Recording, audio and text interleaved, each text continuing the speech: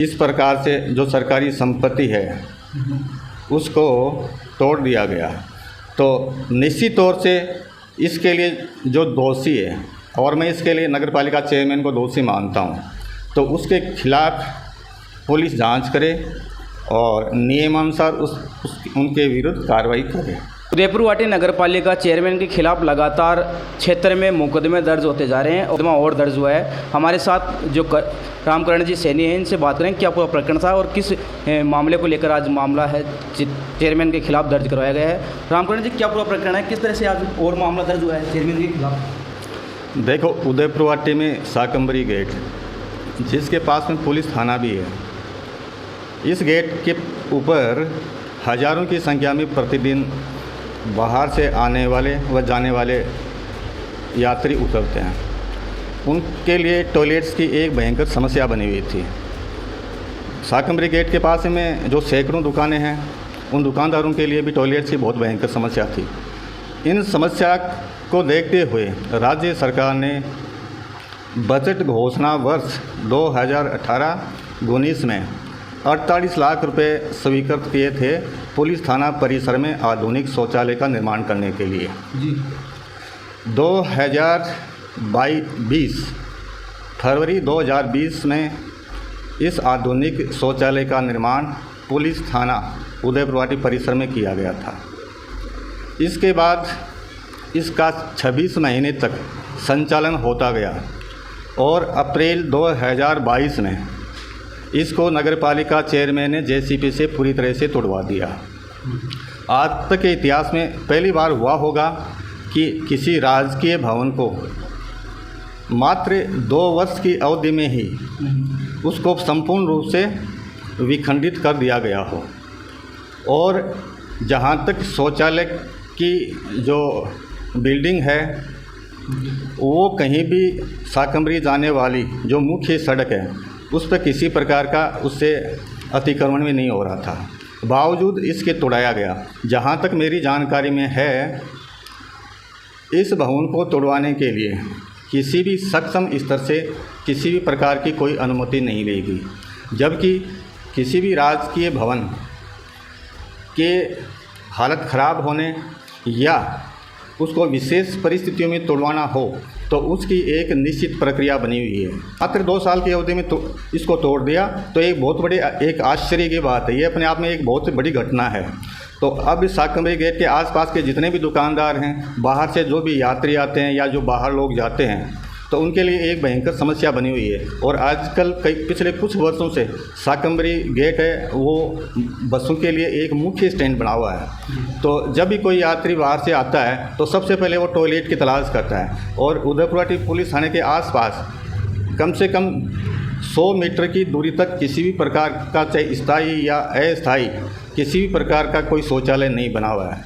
तो उदयपुर वाटी में इस शाकंभरी गेट के पास में टॉयलेट की आज एक भयंकर समस्या बनी हुई है।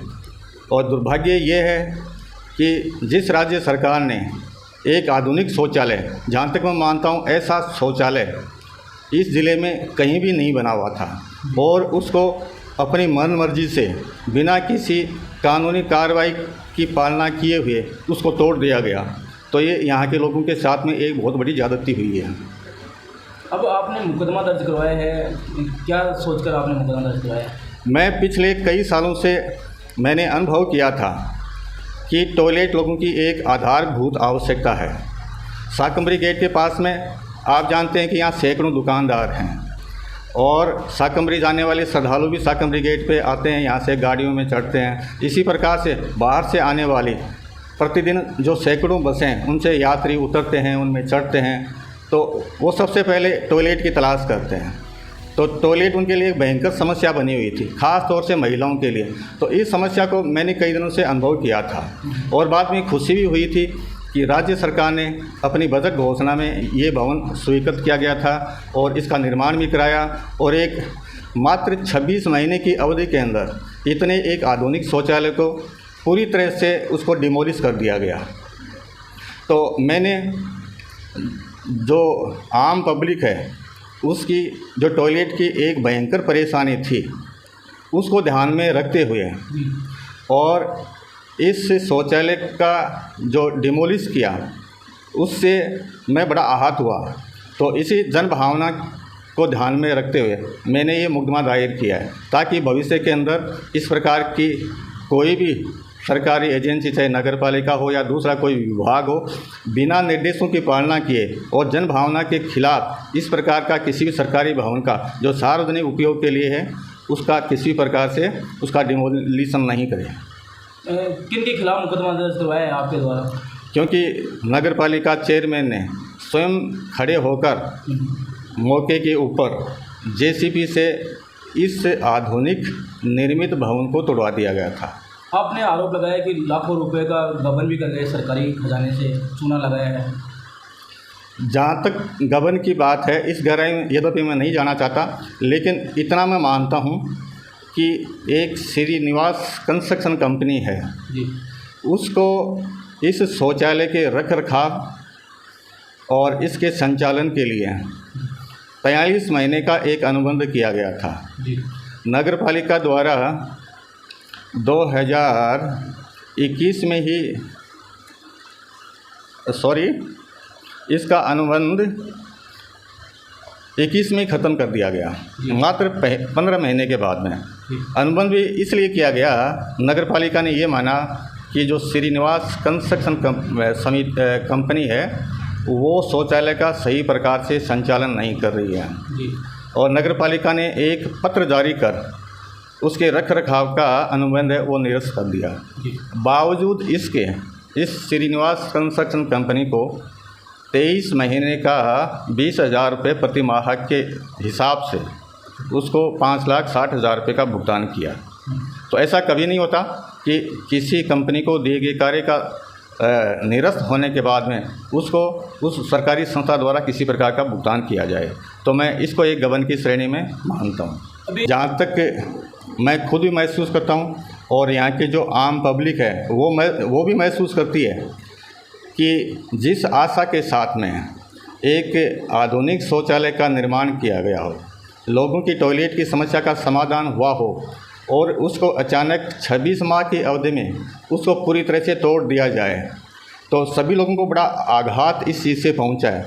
तो यहाँ की जो आम पब्लिक जो इस शौचालय का उपयोग कर रही थी वो भी बड़ी आहत है और मैं भी व्यक्तिगत तौर पे आहत हूँ कि इस प्रकार से जो सरकारी संपत्ति है उसको तोड़ दिया गया। तो निश्चित तौर से इसके लिए जो दोषी है, और मैं इसके लिए नगर पालिका चेयरमैन को दोषी मानता हूँ, तो उसके खिलाफ पुलिस जांच करे और नियमानुसार उनके विरुद्ध कार्रवाई करे। देखो, नगर पालिका उदयपुर के चेयरमैन कई बार पार्टियों को बदल चुके हैं और पार्टियों को इसलिए बदला कि अपना व्यक्तिगत राजनीतिक स्वार्थ पूर्ण हो सके। पहले भाजपा में थे, कांग्रेस का राज आया तो कांग्रेस में चले गए और इनको ये लगा कि मैंने गलत काम किए हैं, जनता मेरे खिलाफ कोई मुकदमा दायर कर सकती है। तो इस बात को एहसास करते हुए जब भाजपा की सरकार आई तो भाजपा में शामिल हो गए। ये माना कि भाजपा में आने के बाद में मेरे खिलाफ किसी प्रकार के किए गए मुकदमे या संभावित जो भी मेरे खिलाफ शिकायतें होने हैं उनसे बचने का यही एक मार्ग है कि मैं भाजपा में शामिल हो जाऊं। और वो भाजपा में शामिल हो गए ये मानकर कि मेरे द्वारा जो भी गलत काम किए गए उनका किसी प्रकार से दंड मुझे नहीं मिले। आप सभी को पता है, उधर पार्टी की पूरी जनता को पता है कि कांग्रेस राज में इन्होंने नगर पालिका में बागवानों की गैर तरीके से बिना किसी कानूनों का पालन किए हुए उनकी भर्ती की। बाद में जब शिकायत की गई तो राज्य सरकार ने इनको दोषी मानते हुए नगर पालिका पद से बर्खास्त भी कर दिया गया था, लेकिन इन्होंने न्यायालय से एक राहत प्राप्त कर ली। वो चेयरमैन पे बने हुए थे, लेकिन फिर भाजपा की सरकार आ गई तो लगा कि अब मेरे खिलाफ कई शिकायतें हो सकती हैं, मुझे किसी प्रकार की कोई सज़ा मिल सकती है, तो उनसे बचने के लिए वापस भाजपा में आ गए।